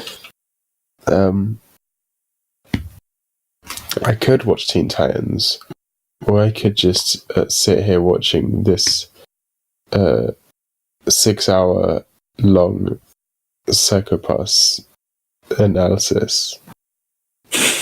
Or you could just watch Psychopaths. You can just watch Psychopaths and think. That's the best analysis video. It's just a video. It's just a video of a man sitting there for 6 hours watching Psychopaths silently and thinking. Psychopaths is genuinely pretty good. You know, the fucking Shakespeare quotes are insanely pretentious.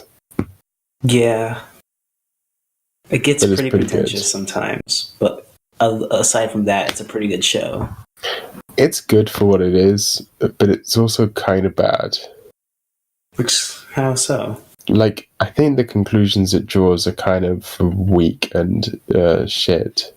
Like, the Sybil system. It's like, can we really say it's bad? Because, look, it keeps society in order, but, like, does it? I mean, does it do that, though? It doesn't. Yeah. It's trying so hard to be more nuanced than just... I mean, I appreciate it. I appreciate it for going more nuanced in cyberpunk. Like, the standard cyberpunk thing of future government bad is way overdone at this point. I appreciate the fact that it's trying to be like, hey, there's something more to it here. But the fact that it just sort of doesn't come down on either side, it's just sort of like, in the end, if we need these things, if we're going to have a functional society, when in reality, hey man, you just assumed functional society is a good thing. Anyway, also, it's just really corny. The whole show is very corny. I feel like it's aware of this fact, but like, it is. I don't know. I remember enjoying it when I was like 12 or 13. I mean, I definitely enjoyed it when I watched it. That was quite a while ago, though. Yeah. Like, I barely remember like what it was. I just remember enjoying it. And now that I think about it, it is kind of corny. It's, yeah.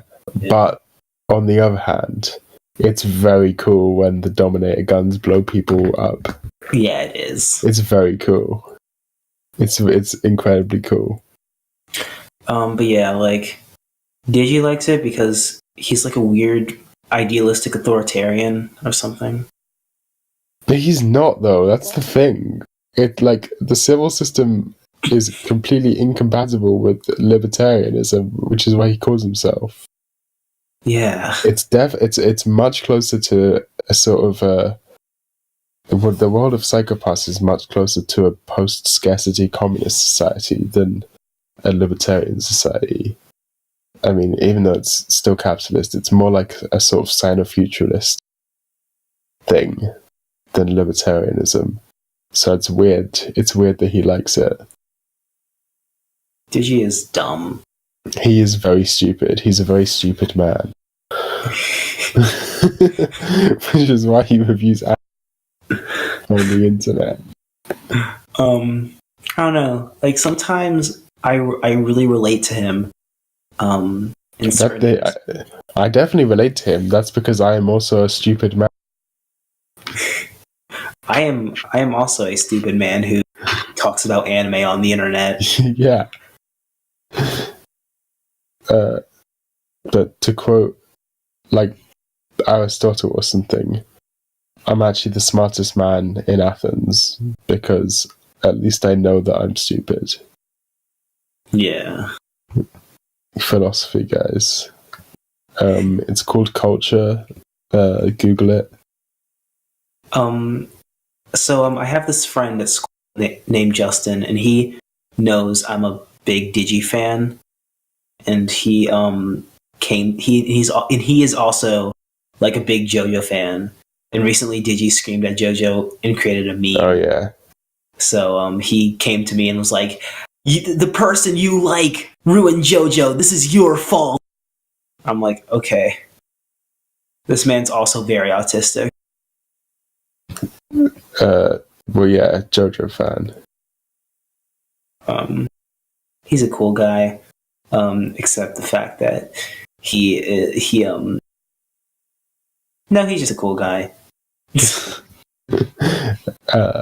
I really try and make an effort to talk to the autistic people in my uni, but it's very hard to start a conversation because it's the tisms multiply and accentuate each other. As soon as I start a conversation with one of the more interesting but slightly autistic people in any of my classes, it just peters out really quickly because neither of us know how to.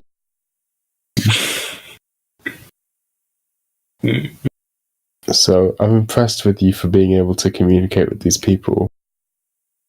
Yeah, like, I don't know. I've been doing it for years. I've been all my life. I've been finding the autistic kids, like the legitimate people with legitimate issues. Yeah, I have no friends, and just talking to them because I feel bad for them.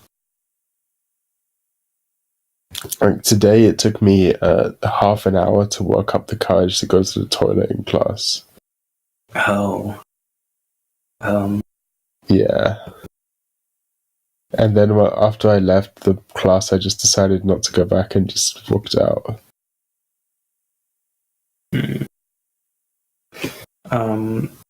You should. I don't know. I don't really know how to. You should do something about that brain of yours. Yeah, because I used to be probably as anxious as you are, but I don't know how I fixed it. I just talk to people on the internet until I gain confidence. You see, this is the thing. It's the opposite of that has happened to me. It's gotten worse and it's gotten worse.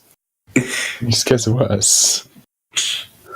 The more I interact with people, the more I hate them in real life. Internet people are cool because they're super people. They're more than just people. There's no identity doesn't work in the same way without a physical body. Do you understand what I'm saying? Am I making any sense? Yeah, it makes sense.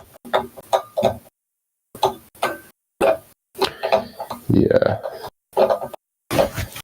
Yeah, I invited an IRL friend to my Discord server, but he never joined, so I wonder what that means.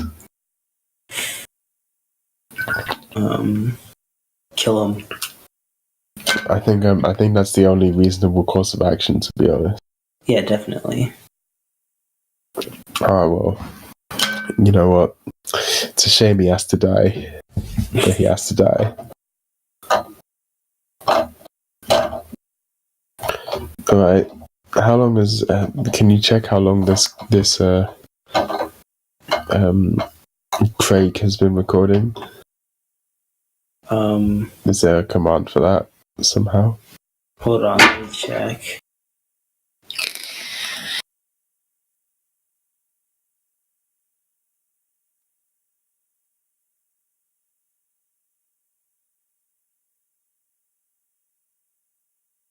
I'll be entertaining in the meantime. So, here I am being entertaining. So the other day, I walked into the outside world, and I didn't like it. It doesn't look like you can. But what didn't you like about the outside world? No. It's just it's not a good place, you know. There's all sorts of terrible things that happen there. You know, the best thing to happen in the outside world is moss.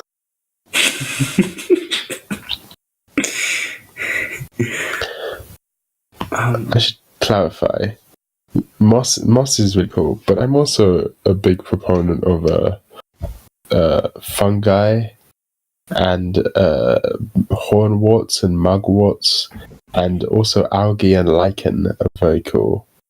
I'm down with I'm down with all those guys. I think that's like pretty much the peak of life.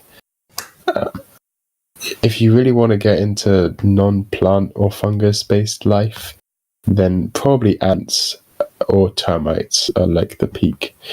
But I'm not sure about eusociality. I can't tell if it's actually good or if I just think it's cool.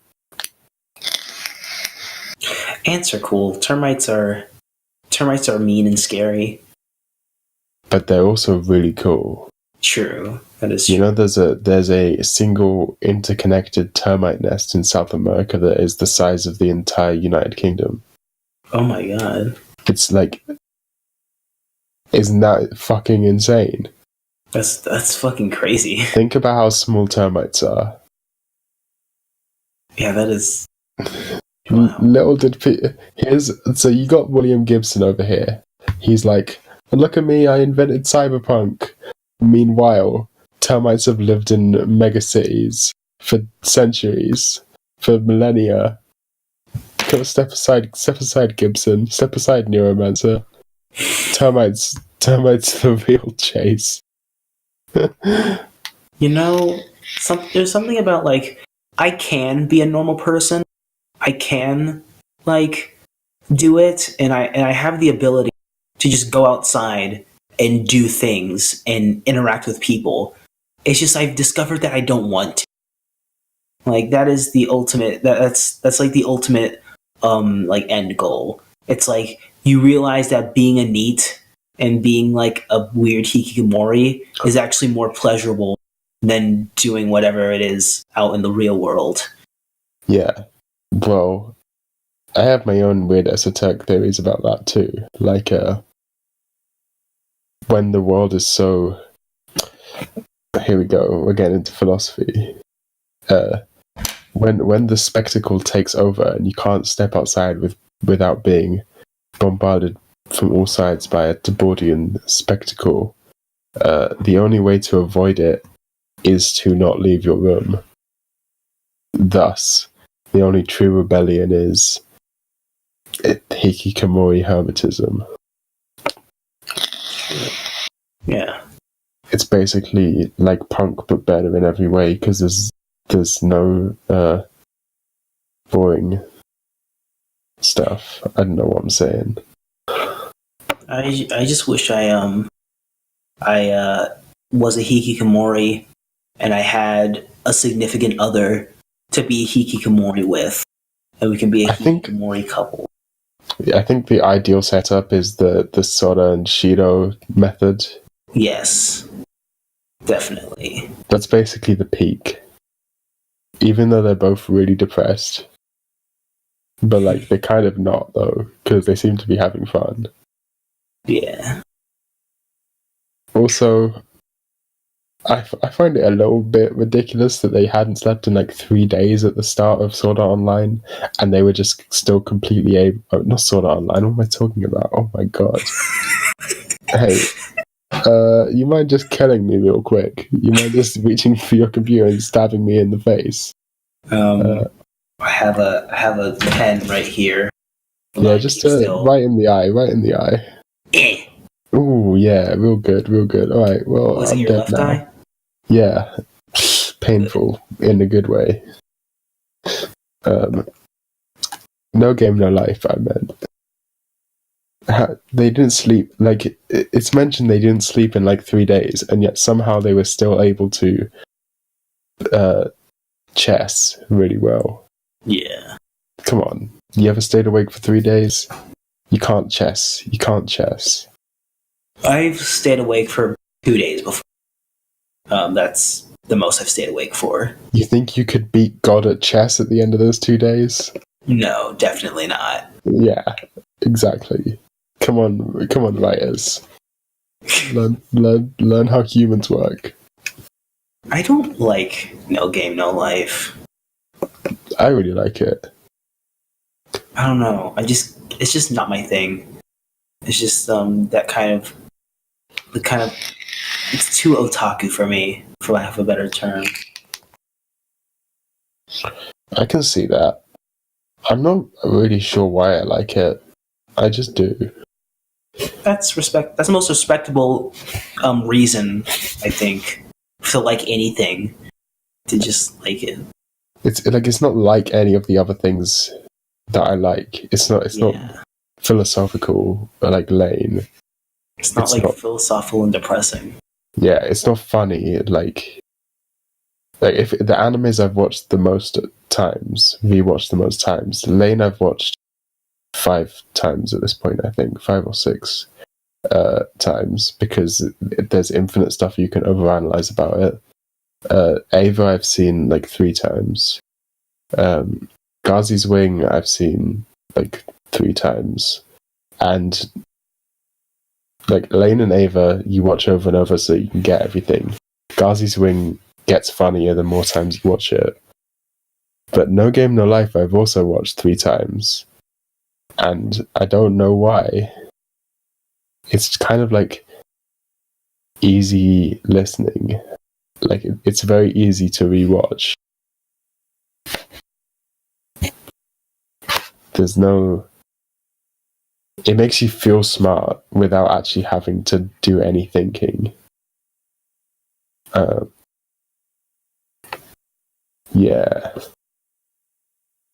It's a nice little power fantasy, but like pulled off well. It's like, whoa, what if my autistic skills actually were useful? Except that I'm not even good at video games, so like at all. Yeah, me neither. Every time I play a video game, I just get mad and quit halfway through. This is how it should be. Like I've probably played less than like 15 video games in my life. I have completed less than half of them.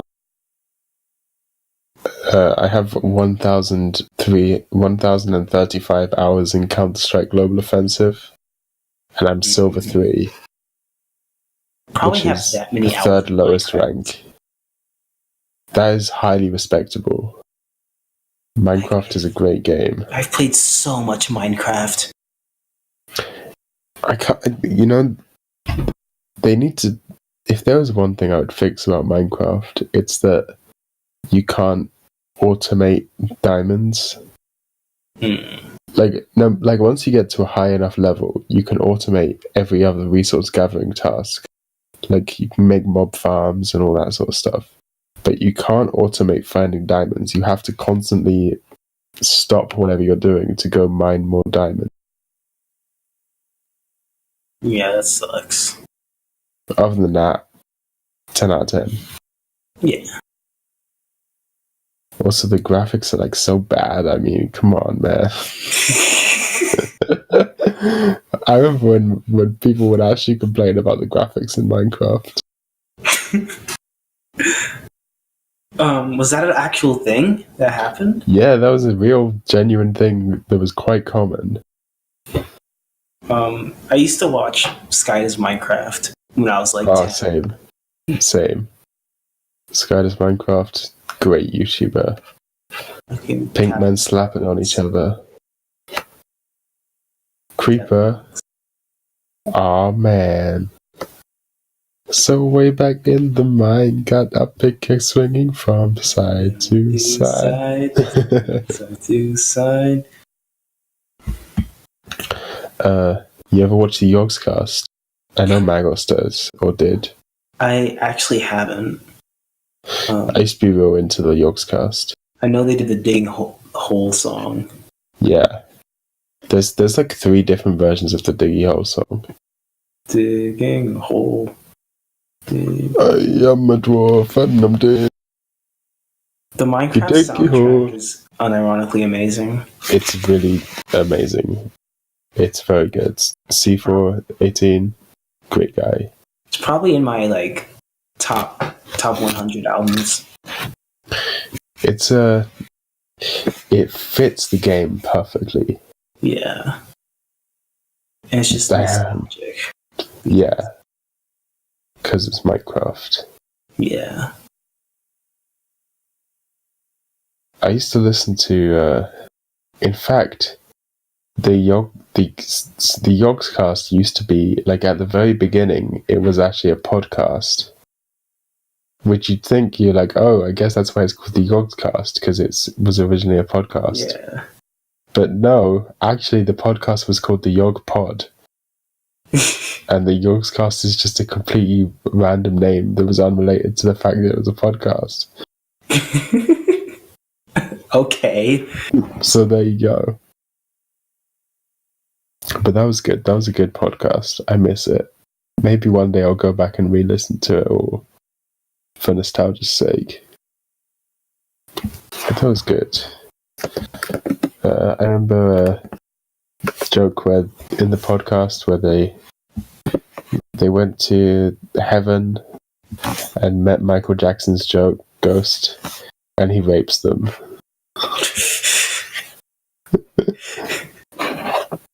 Oh shit! Yogpod is back for the 10th anniversary. Oh my god! 8 months ago. Amazing. Amazing. You need to bring back Knock Force. They need to bring back Shadow of Israfel.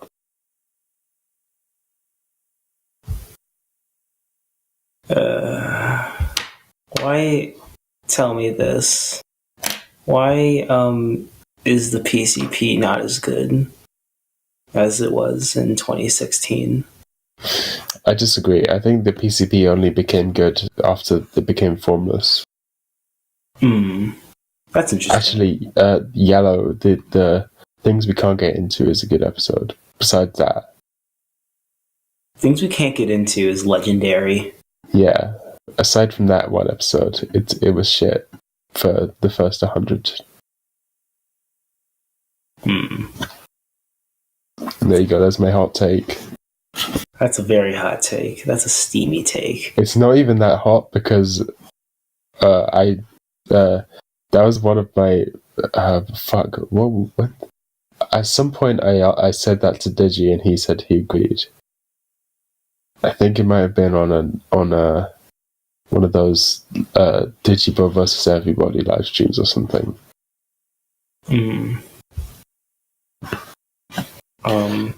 Wait, were you on Digi versus Everyone? I was on twice. Oh. I was on like this first episode or something. Oh. But must have not noticed. Yeah. I kind of regret it though, because I didn't do a good job of arguing myself.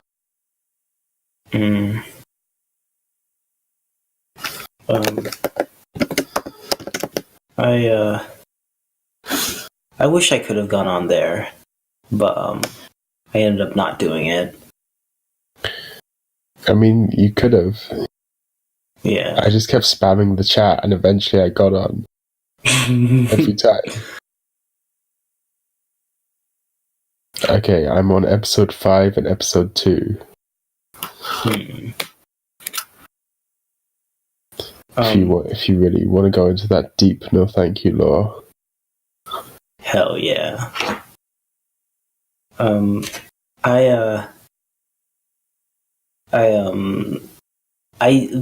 thing I don't like about new PCP is that Nate legitimately pisses me off at times. Yeah, agree.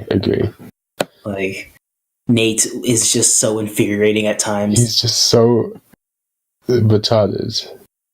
Constantly. In the newest episode, he's like, yeah, dude, anarcho-capitalist. I can't. When he said, I'm tending towards anarcho-capitalism every day, I turned the podcast off immediately. Me too. What an idiot. I just want to talk to him, I just want to be like, hey man, you wanna maybe talk to someone who isn't stupid. Because the problem is, the only person on the podcast who has any sort of remotely leftist views is Ben Saint, right?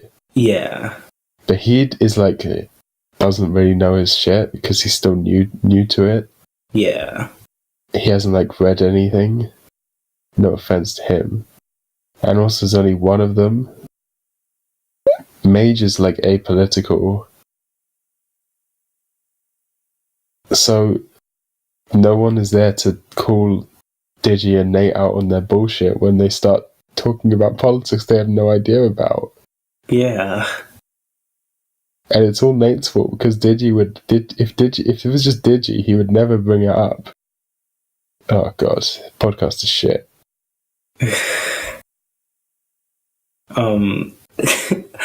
I like but I did like in that podcast, Jess was just like, we should just murder everyone.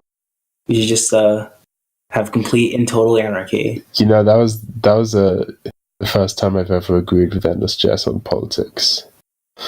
Because this, unironically, watch the Moss video. Yeah. Jess on politics is He's definitely a All of them are a little bit stupid. Yeah, that's true. Especially Munchie. Why does everyone hate Munchie so much? I don't know. I don't want to talk. Annoying. Yeah, I found him pretty entertaining for a while. He's kind of boring now, but yeah, I thought he had some funny moments. Epic funny moments, Like Noogle. Noogle, that was good. His PCP lecture is pretty good. Yeah, that's true. Yeah, I like Munchie. He's a cool guy. Well, I don't know about that. Never talked to him. Also, he said some silly things. But I don't agree with everyone was constantly calling him a genius. All of them were like, this guy, he has the most potential of anyone. He's a genius. He's going to be the greatest man of all time. I mean, yeah, he's just a little bit of a guy. That's all he is. A little bit of a guy.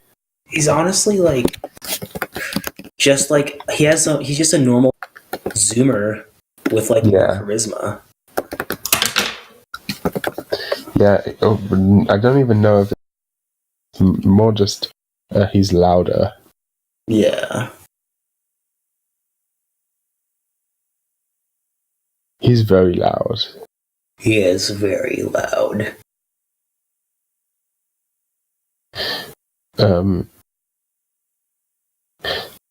Nate without his sunglasses on is just an odd-looking fella. I've never seen him without his sun. Actually, yeah, I have. He is very odd. His eyes don't hit that. They're not where you'd expect them to be. Yeah. What's going on with that guy? I just want to talk to him. I don't want to hate. I just want to non-violently have a conversation with him. Completely non-violently. Sure. Capitalism, it's so efficient. Don't you love when two competing companies efficiently work on the same product separately instead of combining their resources to make a better product? Dude, I love when my capitalism efficiently causes my phone to fail after 3 years, so I have to buy a new one. Dude, so efficient. Markets are so efficient.